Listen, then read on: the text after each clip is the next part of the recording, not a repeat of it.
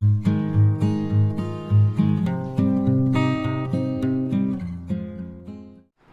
Dear students, welcome to Kataria pharmacy. So students, कैसे हैं आप सब? आई होप सभी ठीक होंगे। तो हम स्टडी कर रहे थे B pharma second semester biochemistry. तो बायोकेमिस्ट्री की हमारी 2 यूनिट्स ऑलरेडी कंप्लीट हो चुकी थी। हमने स्टार्ट किया था 3rd यूनिट। तो 3rd यूनिट का आज का हमारा सेकेंड लेक्चर है। इसके अंदर हम देखने वाले हैं oxidation of saturated fatty acid. पिछले लेक्चर में हमने जनरल इंट्रोडक्शन देखा था लिपिड मेटाबॉलिज्म और फैटी एसिड्स के बारे में। तो हमने फैटी एसिड बेसिकली 2 टाइप्स के थे, सैचुरेटेड और अनसैचुरेटेड फैटी एसिड। तो आज के इस लेक्चर में हम देखने वाले हैं oxidation of saturated fatty acid, या पाल्मिटिक एसिड भी इसको हम बोलते हैं। क्या? Palmitic acid. मतलब कि जो सैचुरेटेड फैटी एसिड्स होते हैं उनको पाल्मिटिक एसिड भी हम बोलते हैं। तो इसका ऑक्सीडेशन हम आज के इस लेक्चर में देखने वाले हैं। इसका कंप्लीट जो पाथवे होगा वो हम देखने वाले हैं। तो वीडियो में एंड तक जरूर बने रहना, और अगर आप चैनल पे न्यू हैं तो चैनल को सब्सक्राइब जरूर करिए और ज़्यादा से ज़्यादा अपने दोस्तों तक शेयर कर दीजिए। तो स्टार्ट करते हैं। ऑक्सीडेशन का मतलब आप सभी जानते होंगे कि किसी भी कंपाउंड का ब्रेकडाउन होना और उससे इलेक्ट्रॉन्स का लॉस होना, ऑक्सीडेशन उसको हम बोलते हैं। बाकी इसका अपोजिट हो जाता है रिडक्शन, लेकिन बात कर रहे हैं यहाँ पर हम सिर्फ ऑक्सीडेशन की। तो बाय ऑक्सीडेशन इसमें बेसिकली बीटा ऑक्सीडेशन होगा। By beta oxidation fatty acids are broken down to smaller unit of acyl coenzyme. मतलब कि ऑक्सीडेशन होगा फैटी एसिड्स का, तो ये बेसिकली इनकी जो सबसे छोटी स्मॉलर यूनिट है उसमें कन्वर्ट होंगे, जो है acyl coenzyme molecule in mitochondria peroxisome to produce. मतलब ये हमें मिलेगा, और ये मॉलिक्यूल किसके अंदर? Mitochondria and peroxisome to produce acetyl coenzyme. इनके अंदर एसिटाइल कोएंजाइम बनाएगा, जिसका बहुत ही बड़ा इंपॉर्टेंट रोल है। ये स्टार्टिंग मटेरियल होगा सिट्रिक एसिड साइकिल के लिए, the starting molecule of citric acid cycle. Basically मतलब कि कंप्लीट जो ऑक्सीडेशन होगा सैचुरेटेड फैटी एसिड का, उसके अंदर हमें क्या चाहिए? Acetyl coenzyme. एसिटाइल कोएंजाइम कहाँ से मिलेगा हमें? Acyl coenzyme. तो एसाइल कोएंजाइम हमें चाहिए रिएक्शंस के थ्रू, और उससे हम बनाएंगे क्या? Acetyl coenzyme. तो beta oxidation of fatty acid occur in 3 stage. Basically 3 stage में इसको डिवाइड किया गया। फर्स्ट है activation of fatty acid in cytosol. मतलब कि जो फैटी एसिड्स है वो एक्टिव होंगे कहाँ पे? साइटोसोल में। उसके बाद ट्रांसफर होगा उनका माइटोकॉन्ड्रिया के अंदर। तो in the presence of enzyme thiokinase और एसाइल कोएंजाइम सिंथेटेज, मतलब 2 एंजाइम्स होंगे, थायोकाइनेज और acyl coenzyme synthetase, the fatty acid are activated to acyl coenzyme. इन दोनों एंजाइम के थ्रू जो फैटी एसिड है वो एक्टिवेट होंगे in the form of acyl coenzyme. This is 2 step reaction that require ATP coenzyme A और magnesium ion. 2 step reaction होगी basically. जो ये स्टेप फर्स्ट है एक्टिवेशन ऑफ फैटी एसिड्स। इसमें फर्स्ट है fatty acid and ATP react to form acyl adenylate. Fatty acid ATP के साथ react क्या बनाएंगे? Acyl adenylate. और जो एसाइल एल्डेनाइलेट है वो combine with coenzyme A yielding acyl coenzyme. क्या बनाएगा ये? कोएंजाइम ए के साथ मिलके एसाइल कोएंजाइम। तो ये है हमारा first step, activation of fatty acids in the cytosol. यहाँ पर हमारा एक्टिवेट हो गया है फैटी एसिड। अब सेकेंड स्टेप में क्या है?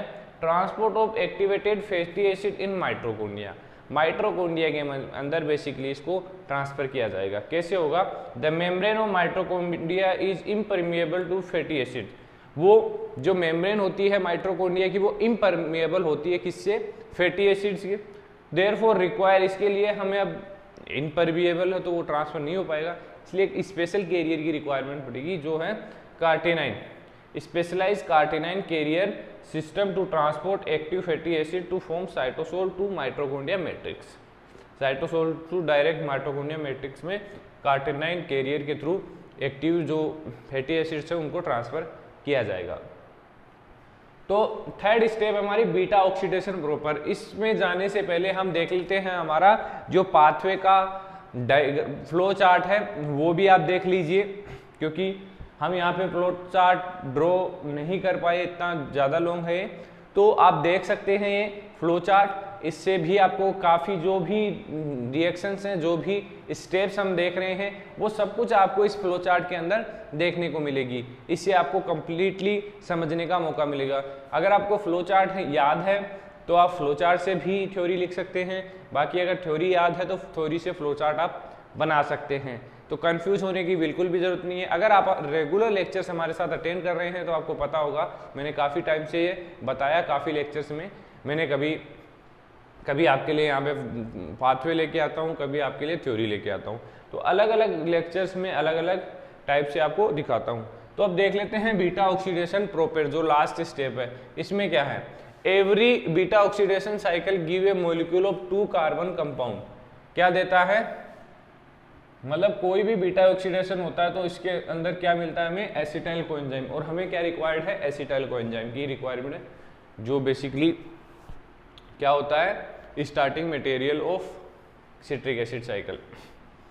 The beta oxidation comprise of following 4 reaction. Basically 4 reaction होंगी। फर्स्ट होगी इसमें ऑक्सीडेशन होगा, तो ऑक्सीडेशन किसकी प्रेजेंस में होगा, dehydrogenation of acyl coenzyme occur by FAD dependent flavo enzyme.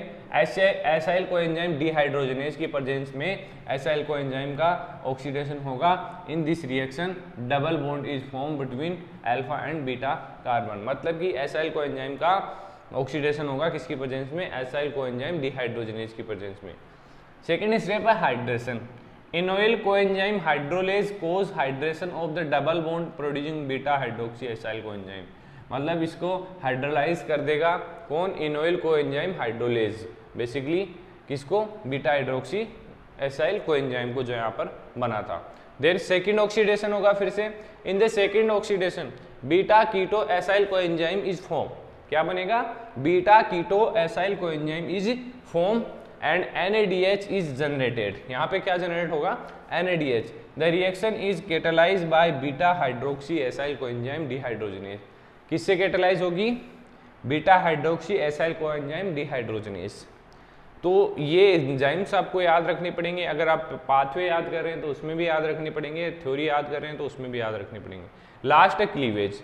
Cleavage में क्या होगा, in the last step of beta oxidation 2 carbon atom are remove from acyl coenzyme, acetyl coenzyme to form acyl coenzyme.